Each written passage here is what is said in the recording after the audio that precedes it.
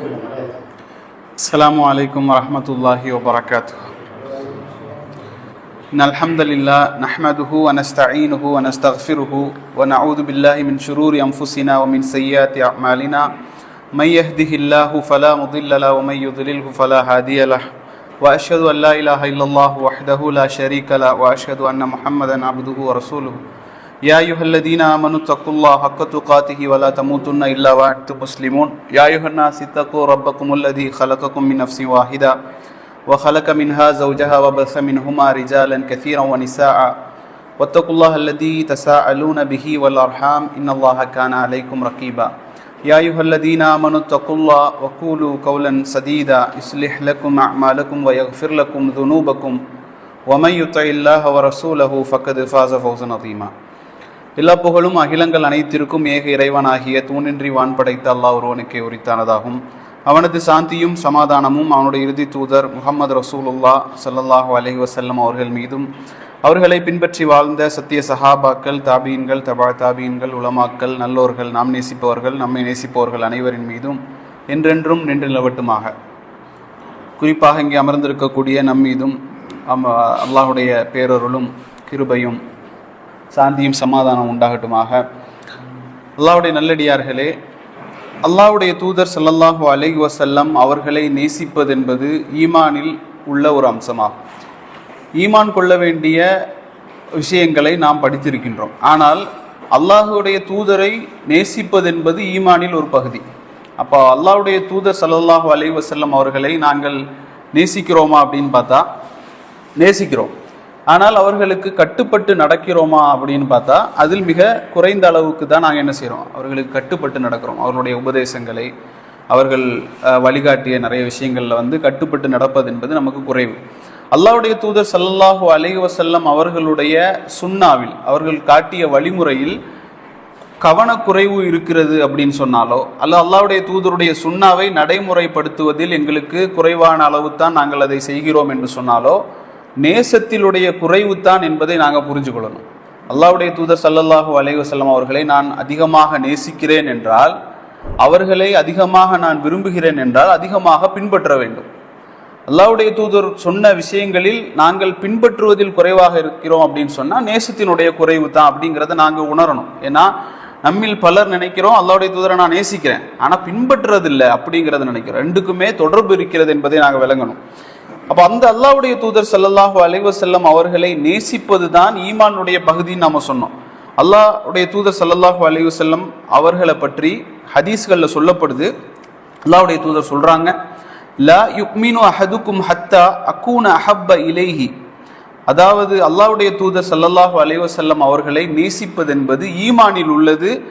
எப்படி நேசிக்க வேண்டும் என்று சொன்னால், மின் வலதிஹி ஓ வாலிதிஹி வன்னாசி அஜ்மாயின், உங்களுடைய பிள்ளைகளை விட, உங்களுடைய பெற்றோர்களை விட, வன்னாசி அஜ்மாயின், இந்த உலகத்தில் இருக்கக்கூடிய மனிதர்கள் எல்லோரையும் விட எப்போது ஒருவர் அல்லாஹ்வுடைய தூதரை நேசிக்கிறாரோ, பிள்ளைகள், குழந்தைகள், பெற்றோர்கள், குடும்ப உறவினர்கள், நண்பர்கள் எல்லாரையும் விட யார் ஒருவர் அல்லாஹ்வுடைய தூதரின் மீது அஹப்ப இலைஹி, அல்லாஹ்வுடைய தூதரை நேசிக்கிறாரோ அவர்தான் யாராக ஆக முடியும் என்று சொன்னால் ஈமான் கொண்டவராக. அல்லாஹ்வுடைய தூதர் சொல்றாங்க அவர் ஈமான் கொண்டவராக ஆக முடியாது அப்படின்னு சொல்றாங்க. நேசிக்கல அப்படின்னு சொன்னா லா யுக்மினு அஹதுக்கும் ஹத்தா அகூன அஹப்ப இலைஹி, எல்லாரையும் விட நீங்க என்ன செய்யணும், அல்லாஹ்வுடைய தூதரை நேசிக்கணும் அப்படின்னு சொல்லி அல்லாஹ்வுடைய தூதர் ஸல்லல்லாஹு அலைஹி வஸல்லம் அவங்க சொல்லித்தர செய்தி முத்தஃபக்குன் அலைஹின்னு சொல்றோம். முத்தஃபக்குன் அலைஹின்னு சொன்னா புகாரிலையும் வருது, முஸ்லீம்லேயும் வருது. சஹீல் புகாரிலையும் சஹீல் முஸ்லீம்லேயும் ஒரே செய்தி வருது அப்படின்னு சொன்னால் முத்தஃபக்குன் அலைஹின்னு சொல்லுவாங்க.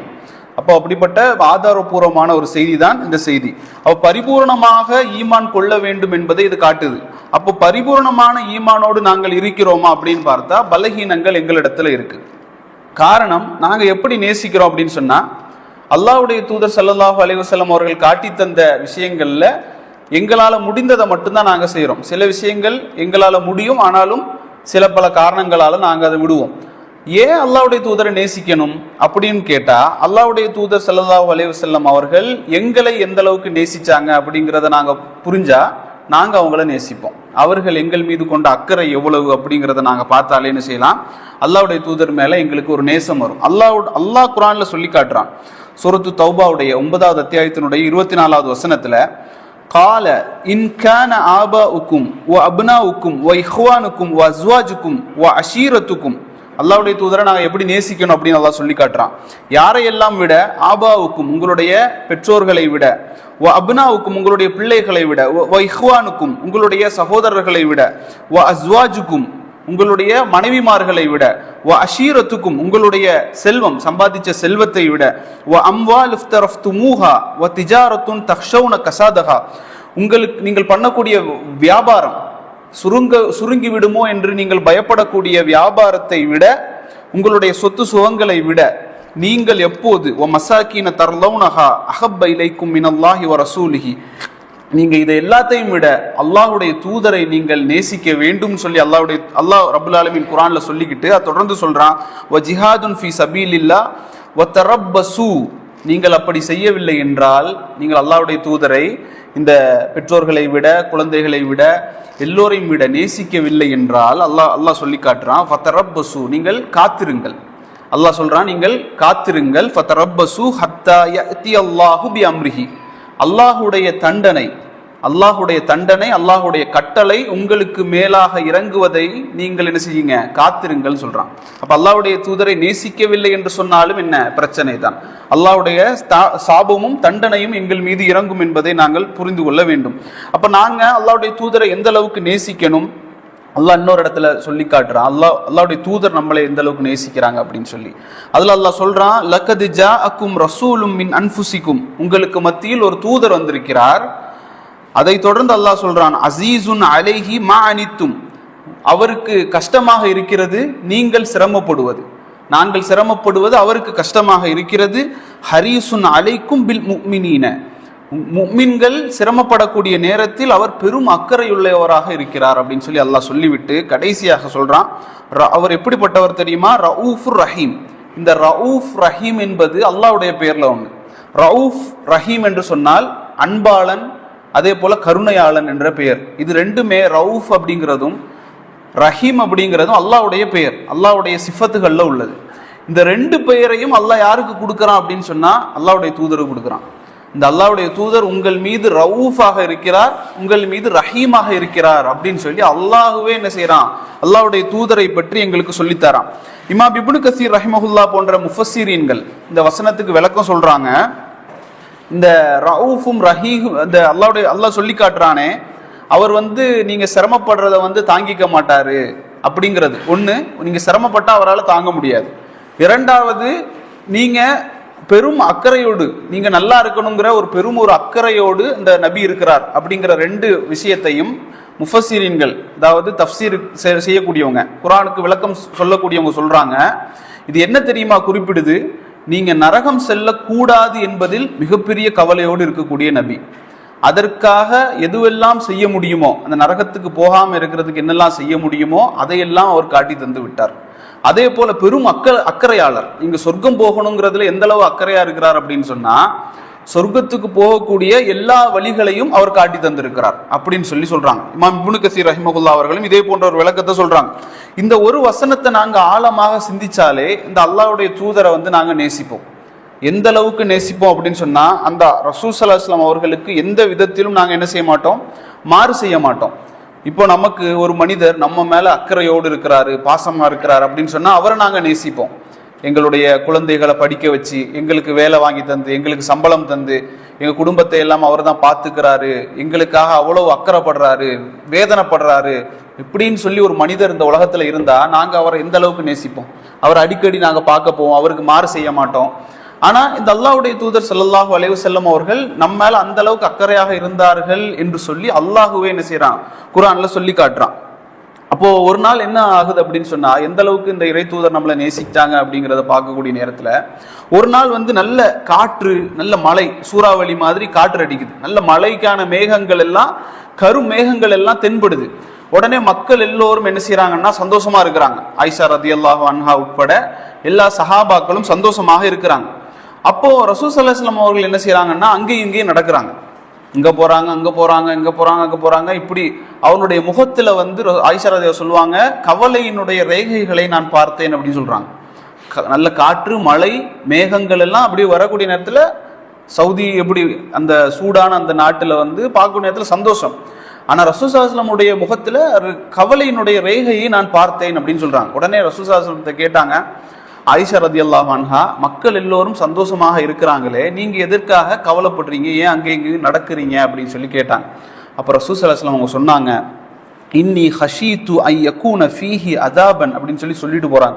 என்ன அப்படின்னு சொன்னா, இந்த மழை காற்றும் இந்த மேக மூட்டங்களும் வந்து என்னுடைய சமுதாயத்திற்கு ஒரு அதாபாக இருக்குமோ என்று நான் பயப்படுகிறேன்.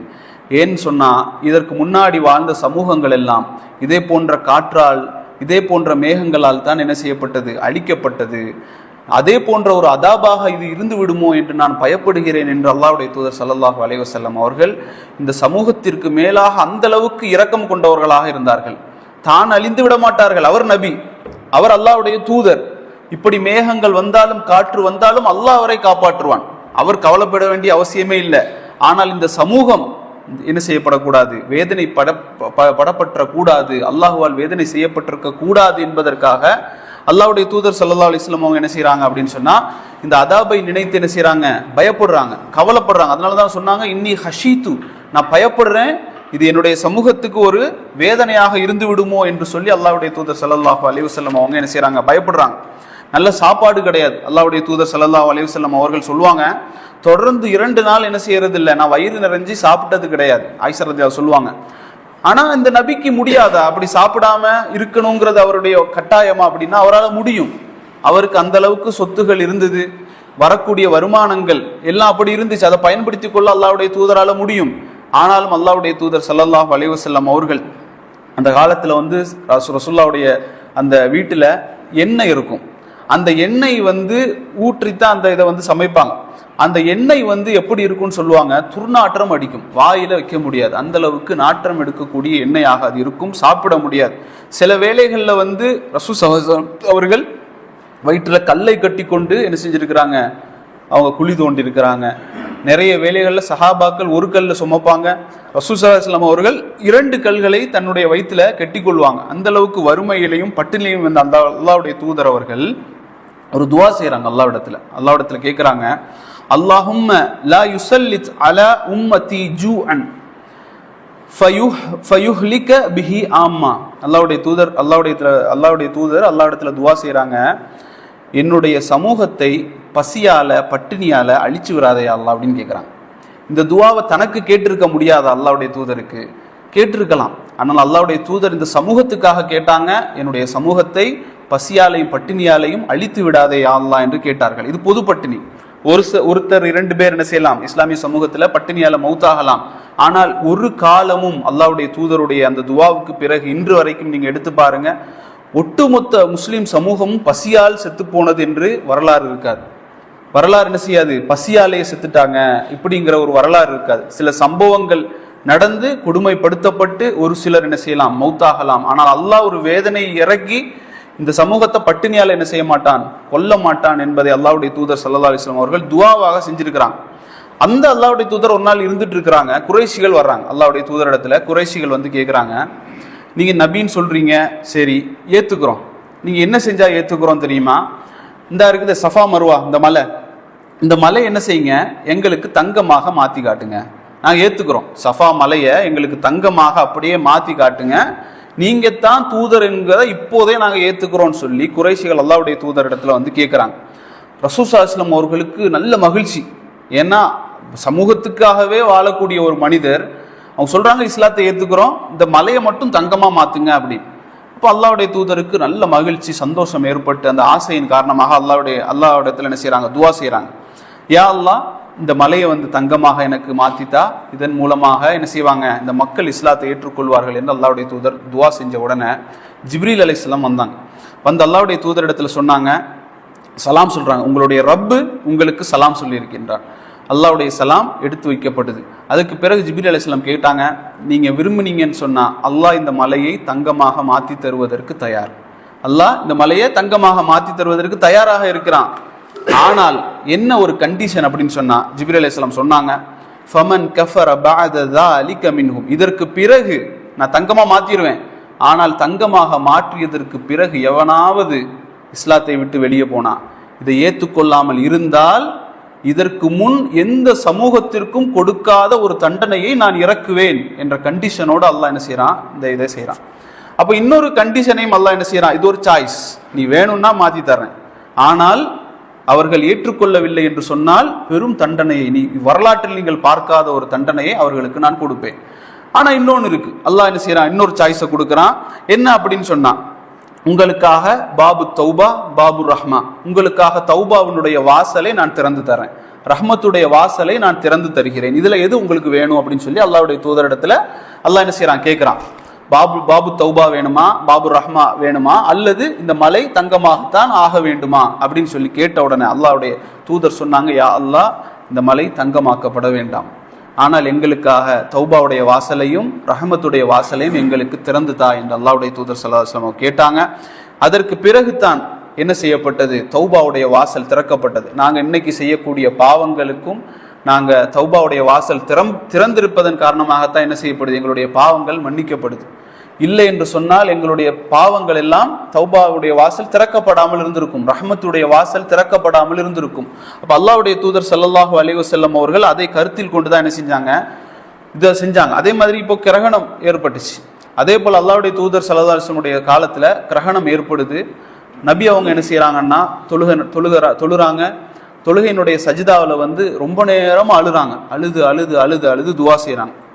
அதுல என்ன துவா செஞ்சாங்கன்னு சொன்னா, யா அல்லாஹ், அவங்க பயந்தாங்க. இந்த கிரகணம் இந்த சமூகத்துக்கு ஒரு, அல்லாஹ் சொல்லுவான், பயமுறுத்துவதற்காகத்தான், இந்த சமூகத்தை பயமுறுத்துவதற்காகத்தான் கிரகணத்தை அல்லாஹ் ஏற்படுத்துறான்.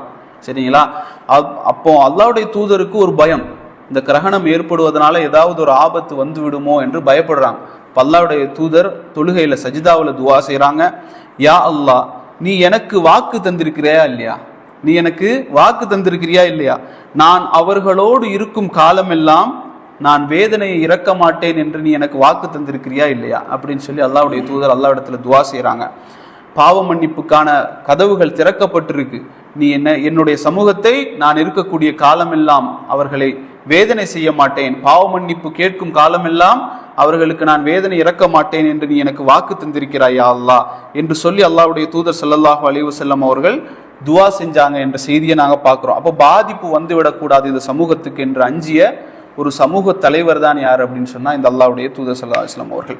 அப்ப நாம என்னைக்கு என்ன செய்யறோம் அப்படின்னு சொன்னா, இந்த அல்லாஹ்வுடைய தூதரை நேசிக்கிறோங்கிறத வச்சுக்கிட்டு அவருடைய பிறந்த நாள் வந்துருச்சு ரபியுல் அவ்வல் 12 இப்படின்னு சொல்லிக்கிட்டு பூந்தி, பிஸ்கெட்டு, சாயா, இதெல்லாம் ஜூஸு இதையெல்லாம் வச்சு மீலாதுகளை கொண்டாடி அதில் அநியாயங்கள் அனாச்சாரங்களும் தெருவில் ஆடிக்கொண்டு, எப்படி மற்ற மதத்தவர்கள் தங்களுடைய திருவிழாக்களுக்கு ரோடுகளில் ஆடிக்கொண்டு போவாங்களோ அதே போல ஆடிக்கொண்டு சுத்தி கொண்டு திரிந்து கொண்டு ஒரு சமூகம் இன்றைக்கு என்ன செய்து கொண்டிருக்கிறது, அல்லாஹ்வுடைய தூதரை நேசிக்கிறோங்கிற பெயர்ல செய்து கொண்டிருக்கக்கூடிய காட்சிகளை நாங்க பார்க்கிறோம். இமாம் புகாரி ரஹிமஹுல்லா அவர்களுடைய கிரந்தத்துல ஒரு ஹதீஸை பதிவு செய்யறாங்க. அல்லாஹ்வுடைய தூதர் சொன்னாங்க, எனக்கும் உங்களுக்கும் ஒரு உதாரணம் இருக்கிறதுன்னு சொன்னாங்க.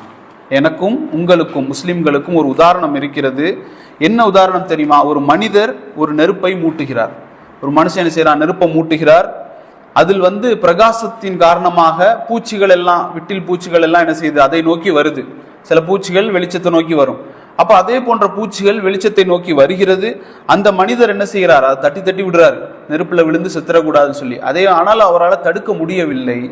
அதே போல்தான் நானும் உங்களை நரகத்திலிருந்து நான் காப்பாற்றுகிறேன். எப்படி தெரியுமா? அல்லாஹ்வுடைய தூதர் சொல்றாங்க, உங்களுடைய இடுப்பு எலும்புகளை பிடித்து நான் இழுத்து கொண்டிருக்கிறேன், நரகத்துல விழுந்துடக்கூடாது என்று. இடுப்பு எலும்புகளை அந்த ஹதீஸ்ல அப்படிதான் வருது, இடுப்பு எலும்புகளை பிடிக்கிறாங்க. ஏன்னா வேற பாகத்தை பிடிச்சா அந்த அளவுக்கு ஸ்ட்ராங்கா பிடிக்க முடியாது மனித உடல்ல. இடுப்பு எலும்பு தான் மிக பிடிப்பதற்கு தகுதியான ஒரு இடம். அல்லாஹ்வுடைய தூதர் சொல்றாங்க, இடுப்பு எலும்புகளை நான் பிடித்து உங்களை நரகத்தில் விழாமல் தடுத்து கொண்டிருக்கிறேன், ஆனால் என்னையும் தாண்டி நீங்க என்ன செய்றீங்க, நரகத்தில் விழுந்து கொண்டிருக்கிறீர்கள் என்று அல்லாஹ்வுடைய தூதர் ஸல்லல்லாஹு அலைஹி வஸல்லம் அவர்கள் அக்கறையும் கவலையும் என்ன செஞ்சாங்க, சஹாபாக்களுக்கு சொல்லி காட்டுறாங்க. எந்த அளவுக்கு அல்லாஹ்வுடைய தூதர் ஸல்லல்லாஹு அலைஹி வஸல்லம் அவர்கள் இஷாவுடைய ஒரு நேரம் என்ன செய்யறாங்கன்னா, வர்றாங்க, தொழுகைக்காக வர்றாங்க. மக்கள் எல்லாம் வெயிட் பண்ணிட்டு இருக்கிறாங்க. இஷாவுக்கு தொழுகை இன்றைக்கு பார்த்தீங்கன்னா நமக்கு 8 மணி 8:10 இந்த மாதிரி எல்லாம் நமக்கு இருக்கு. இதுக்கு லேட் ஆச்சு அப்படின்னு சொன்னா நம்ம தொழாம இருப்போம். சில நேரத்துல ஃபஜ்ரு கூட நம்ம தொழாம இருக்க காரணம் என்ன, அது அதிகாலையில தூங்குற நேரத்துல அது என்ன செய்யுது, ஃபஜ்ருடைய நேரம் வருது. இஷாவுடைய நேரத்தை அல்லாஹ்வுடைய தூதர் லேட்டாக வர்றாங்க தொழுறதுக்கு. 8 மணி 8:10 போல இருக்கிற நேரம் இல்லாமல் லேட்டாக வர்றாங்க, 10-11 மணிக்கு வர்றாங்க. வந்து பார்க்குறாங்க, சஹாபாக்கள் எல்லாம் தூங்கி தூங்கி விழுறாங்க. ரசூலுல்லாஹ்வுக்காக காத்திருந்து வந்து அவங்க தான் ஜமாத் நடத்துவாங்கன்னு சொல்லி தூங்கி தூங்கி விழுறாங்க. அப்போ அல்லாஹ்வுடைய தூதர் ஸல்லல்லாஹு அலைஹி வஸல்லம் அவங்க சொன்னாங்க, என்னுடைய சமூகத்துக்கு இது சிரமமாக இல்லை என்று சொன்னால் இஷாவுடைய நேரத்தை நான் பிற்படுத்தி இருப்பேன்னு சொன்னாங்க. நாங்கள் இன்னைக்கு நேரமாக நாங்கள் 8 மணிக்கே தொழுதுகிட்டு அதுக்கு பிறகு தூங்குறோம்னு சொன்னால் அது காரணம் அல்லாஹ்வுடைய தூதருடைய அந்த இரக்க குணம். இல்லை என்று சொன்னால் அல்லாஹ்வுடைய தூதர் சொன்னாங்க, சிரமம் இல்லைன்னு சொன்னால் அதை நான் பிற்படுத்தி இருப்பேன். ஆனால் என்னுடைய சமூகத்திற்கு சிரமம் என்ற காரணத்திற்காக நான் என்ன செய்கிறேன், அதை முன்பாகவே நான் ஆக்கியிருக்கிறேன் என்று சொல்லி அல்லாஹ்வுடைய தூதர் ஸல்லல்லாஹு அலைஹி வஸல்லம் அவங்க சொல்கிறான். இது மட்டும் அல்லாமல் ஒரு எதிர்காலத்திற்கு அல்லாஹ்வுடைய தூதர் ஸல்லல்லாஹு அலைஹி வஸல்லம் அவர்கள் எந்த அளவுக்கு அக்கறை காட்டினாங்கன்னு பாருங்க. சாத் இப்னு அபி வக்காஸ் ரலியல்லாஹு அன்ஹு அவர்கள் மரணப்படுக்கையில் இருக்கிறாங்க. மரணப்படுக்கையில் இருக்கக்கூடிய அந்த நேரத்தில் அவர்களுக்கு ஒரே ஒரு பிள்ளை. அவரே சொல்றார், சாத் இப்னு அபி வக்காஸ் அவங்களே சொல்றாங்க, யார் ரசூலுல்லாஹ் நலம் விசாரிக்க போறாங்க நபி சொல்றாரு, எனக்கு ஒரே ஒரு பிள்ளை தான் இருக்கு, எனக்கு ஒரே ஒரு பிள்ளை தான் இருக்கிறது, என்னுடைய சொத்துல 3/4 என்ன செய்யறேன், இஸ்லாத்திற்காக அல்லாஹ்வுடைய தூதருக்காகவும் அல்லாஹ்வுக்காகவும் என்ன செய்யறேன், தந்துடுறேன் அப்படின்றார். சொத்துல 3/4 தந்துடுறேன் அப்படின்றார். அல்லாஹ்வுடைய தூதர் ஸல்லல்லாஹு அலைஹி வஸல்லம் அவர்கள் நினைத்திருந்தால் என்ன செஞ்சிருக்கலாம், எடுத்திருக்கலாம். மாஷா அல்லாஹ் ஜஸாக்கல்லாஹ் ஹைரன், இஸ்லாத்துக்காக நீங்க எவ்வளவு பாடுபடுறீங்க சொல்லியிருக்கலாம். அல்லாஹ்வுடைய தூதர் சொன்னாங்க, வேண்டாம், இது தேவையில்லை. அதற்கு பிறகு அவங்க சொன்னாங்க, பாதியை தர்றேன்றார், சொத்துல பாதிய அல்லாஹ்வுக்காக நான் தர்றேன் அப்படின்றார். அல்லாஹ்வுடைய தூதர் சொன்னாங்க, வேண்டாம் அப்படின்றாங்க. இப்படி சொல்லி சொல்லி அவர் சொல்றாரு, 1/3 தாரேன் அப்படின்றார். அப்ப அல்லாஹ்வுடைய தூதர் சொன்னாங்க, சரி தாங்கன்னு சொல்லிக்கிட்டு அல்லாஹ்வுடைய தூதர் சொன்னாங்க, அதுவே என்னதுதான், அதிகம் தான் சொன்னாங்க. இதுல 1/3 என்னதான், அதிகம் தான் என்று சொன்னாங்க. இதுல என்ன கவனிக்கன்னு சொன்னா, இதற்கு அடுத்ததாக அல்லாஹ்வுடைய தூதர் சொன்னாங்க, உங்களுடைய பிள்ளைகளை கையேந்தக்கூடிய நிலையில் நீங்கள் விட்டு செல்வதை விட அவர்களை செல்வந்தர்களாக விட்டு செல்வது சிறந்ததுன்னு சொன்னாங்க. எந்த ஒரு சமூக தலைவராது இப்படி சிந்திச்சிருப்பாரா? தன்னுடைய வளர்ச்சிக்காக, இஸ்லாத்தினுடைய வளர்ச்சிக்காக என்னெல்லாம் முடியுமோ அதையெல்லாம் எடுத்துக்கொள்ளக்கூடியவர்கள், தருவதற்கு ரெடி. ஆனால் அல்லாஹ்வுடைய தூதர் சொல்றாங்க, வேண்டாம், பிள்ளைங்களுக்கு கொடுங்க, சமூகத்துக்கு நீங்க கொடுங்க. இந்த சமூகம் என்ன செய்யக்கூடாது, கையேந்திரக்கூடாது, கண்ணியத்தை இழந்துடக்கூடாது. இஸ்லாமிய சமூகம் என்ன செய்யக்கூடாது, பிறரிடத்துல கையேந்திரக்கூடாது. அவருடைய பிள்ளைக்காக மட்டும் அல்லாஹ்வுடைய தூதர் சொல்லல, இஸ்லாமிய சமூகத்தினுடைய எல்லா பிள்ளைகளுக்கும் எல்லோருக்கும் அல்லாஹ்வுடைய தூதர் சொன்னாங்க, என்னுடைய சமூகம் கையேந்தி விடக்கூடாது, என்னுடைய சமூகம் பிச்சைக்காரர்களாக ஆகிடக்கூடாது, கண்ணியத்தை அவர்கள் ஏற்றுக்கொள்ள வேண்டும், அப்படியே அதை பாதுகாக்க வேண்டும் என்று சொல்லி அல்லாஹ்வுடைய தூதர் ஸல்லல்லாஹு அலைஹி வஸல்லம் அவர்கள் சிந்திச்ச அந்த நிலையை நாங்கள் என்ன செய்யணும், யோசித்து பார்க்கணும். அதே போல ஒரு நாள் அல்லாஹ்வுடைய தூதர் ஸல்லல்லாஹு அலைஹி வஸல்லம் அவர்கள் இருக்கிறாங்க, மிக ஒரு சந்தோஷமான ஒரு மனநிலையில் ரொம்ப சந்தோஷமா இருக்கிறாங்க, மனைவியோட இருக்கிறாங்க, ஆயிஷா ரலியல்லாஹு அன்ஹாவோட இருக்கிறாங்க. நபி அவங்க சந்தோஷமாக இருக்கிற அந்த நேரத்தை பார்த்துட்டு தொழுது முடிச்சுட்டு இருக்கிறாங்க. அப்போ சந்தோஷமா இருக்கிறாங்க. ஆயிஷா ரலியல்லாஹு அவர்களுக்கு ஒரு விருப்பம், நபி இடத்துல ஏதாவது நம்ம கேட்போம் அப்படின்னு சொல்லி. அப்போ ஆயிஷா ரலியல்லாஹு கேட்டாங்க, எனக்காக ஒரு துவா செய்யுங்க யா ரசூலல்லாஹ் அப்படின்னு கேட்டாங்க. அப்போ நபி அவங்க என்ன செஞ்சாங்க அப்படின்னு சொன்னா, சரி துவா செய்கிறேன் அப்படின்னு சொல்லிட்டு அல்லாஹ்வுடைய தூதர் ஒரு துவா செஞ்சாங்க. அல்லாஹும் மக்ஃபிர் லி ஆயிஷா, யா அல்லாஹ், அல்லாஹ் ஆயிஷாவுடைய பாவங்களை நீ மன்னித்து விடு, மா தகத்தம மின் தம்பிஹா வமா தஅخر வமா அஸ்ஸர்த வமா அலன்த. இதனுடைய அர்த்தம் என்ன அப்படின்னு சொன்னா, யா அல்லாஹ், ஆயிஷா ரலியல்லாஹு அன்ஹா அவருடைய முன்பின் பாவங்களை நீ மன்னித்து விடு, அவள் ரகசியமாக செய்ததையும் பகிரங்கமாக செய்ததையும் நீ மன்னித்து விடு, எல்லாவற்றையும் நீ மன்னித்து விடு என்று சொல்லி அல்லாஹ்வுடைய தூதர் ஸல்லல்லாஹு அலைஹி வஸல்லம் அவர்கள் துவா செஞ்சாங்க. நமக்கு தெரியும், ரசூல் ஸல்லல்லாஹு அலைஹி வஸல்லம் அவர்களுடைய துவா ஏற்றுக்கொள்ளப்படும். அல்லாஹ்வுடைய தூதருடைய துவா என்பது மறுக்கப்படாத ஒரு துவா அல்லாஹ்விடத்துல. அப்போ அல்லாஹ்வுடைய தூதர் இந்த துவாவை செஞ்ச உடனே ஆயிஷா ரலியல்லாஹு சொல்லுவாங்க அந்த செய்தியில, இந்த துவாவை கேட்ட உடனே எனக்கு மகிழ்ச்சி, முன்பின் பாவங்கள் மன்னிக்கப்படுது, எல்லா பாவங்கள் மறைவாக செஞ்சது வெளிப்படையாக செஞ்சது எல்லாமே மன்னிக்கப்படுது என்று சொல்லி ஆயிஷா ரலியல்லாஹு சொல்லுவாங்க. ரசூல் ஸல்லல்லாஹு அலைஹி வஸல்லம் அவர்கள் அந்த துவாவை கேட்டு முடித்தவுடன் என்னுடைய தலை என்ன செய்து அவர்களுடைய மடியில் விழுந்து நான் சிரிக்க ஆரம்பிச்சிட்டேன் அப்படின்றாங்க. ரசூல் ஸல்லல்லாஹு அலைஹி வஸல்லம் மடியில தலை வச்சு அந்த நினைச்சு பாருங்களேன், மனைவி வந்து அந்த மடியில தலை வச்சு சிரிக்கிறாங்க சந்தோஷத்துல. ஆயிஷா ரலியல்லாஹு பார்த்து ரசூலுல்லாஹ் கேட்டாங்க, ஆயிஷாவே நீ வந்து இதுல சந்தோஷப்படுறியா, மகிழ்ச்சியா இருக்கா அப்படின்னு சொல்லி கேட்டாங்க. சொன்னாங்க, இதை விட வேற என்ன மகிழ்ச்சி அப்படின்னு கேட்டாங்க. உடனே ரசூல் ஸல்லல்லாஹு அலைஹி வஸல்லம் அவர்கள் ஒரு விஷயத்தை சொன்னாங்க, வல்லாஹி, அல்லாஹ்வின் மீது ஆணையாக, இன்னஹா லதுஆ இலா உம்மதி ஃபீ குல்லி ஸலாத். ஆயிஷாவே, அல்லாஹ்வின் மீது ஆணையாக நான் சொல்றேன், என்னுடைய உம்மத்துக்காக, நமக்காக ஒவ்வொரு ரக்காத் தொழுகையிலையும் ஒவ்வொரு வக்துடைய தொழுகையிலையும் நான் இந்த துவாவை செய்து வருகிறேன்னு சொன்னாங்க. அல்லாஹ்வின் மீது ஆணையிட்டு சொல்றாங்க, ஒவ்வொரு ரக்காத் சலாத்திலும் என்னுடைய உம்மத்துக்காக நான் என்ன செய்கிறேன், இந்த துவாவை நான் செய்து வருகிறேன் என்று சொல்லி அல்லாஹ்வுடைய தூதர் ஸல்லல்லாஹு அலைஹி வஸல்லம் அவர்கள் சொன்ன செய்தியை இப்னு ஹிப்பான்ல சஹீஹான செய்தியாக நாங்கள் பார்க்குறோம். அல்லாஹ்வுடைய தூதர் எந்த அளவுக்கு சமூகத்திற்கு மேலாக மகிழ்ச்சியாக இருக்க வேண்டும், அவருடைய பாவங்களின் காரணமாக அவர்கள் நரகத்திற்கு போய்விடக்கூடாது என்று கவலைப்பட்டார்கள் என்ற செய்தியை நாங்கள் பார்க்குறோம். அதனால தான் அல்லாஹ் சொல்லுவான், ஒமா அர்சல்நாக்க இல்லா ரஹ்மத்துல் லில் ஆலமீன், இந்த நபியை நாங்கள் ஒரு ரஹ்மத்தாகவே நாங்கள் என்ன செய்யிருக்கோம், இந்த உம்மத்துக்காக நாங்கள் இறக்கி வச்சிருக்கிறேன்னு சொல்லி அல்லாஹ் என்ன செய்யறான், குர்ஆனில் சொல்லி காட்டுறான். இதையெல்லாம் விட இன்னொரு விஷயத்தை பாருங்க, ஒவ்வொரு நபிமார்களுக்கும் ஒரு சிறப்பு துவாவை அல்லாஹ் கொடுத்துருப்பான். சில படத்துகள்லாம் பார்த்துருப்பீங்கல்ல, வரம் வேணுமா அப்படின்னு சொல்லி என்ன வேணாலும் கேட்கலாம். அவருக்கு இது கேளுங்க அப்படின்னு சொன்னா ஒன்னே ஒன்று கேளுங்க நான் செஞ்சு தரேன்னு சொல்லி கடவுள் சொல்லிட்டா அவர் என்ன வேணாலும் கேட்கலாம் அப்படிங்கிற மாதிரி ஒரு பவர்.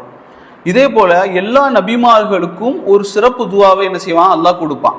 அதே போல ஒரு சிறப்பு துவாவை அல்லாஹ்வுடைய தூதருக்காகவும் அல்லாஹ் என்ன செஞ்சிருந்தான், கொடுத்திருந்தான். அல்லாஹ்வுடைய தூதரே சொல்றாங்க, எனக்கு அல்லாஹ் தந்தான், எனக்கும் அல்லாஹ் தந்திருக்கின்றான் ஒரு சிறப்பு துவா, எல்லோருக்கும் கொடுத்தது போல ஒரு சிறப்பு துவாவை தந்திருக்கிறான்.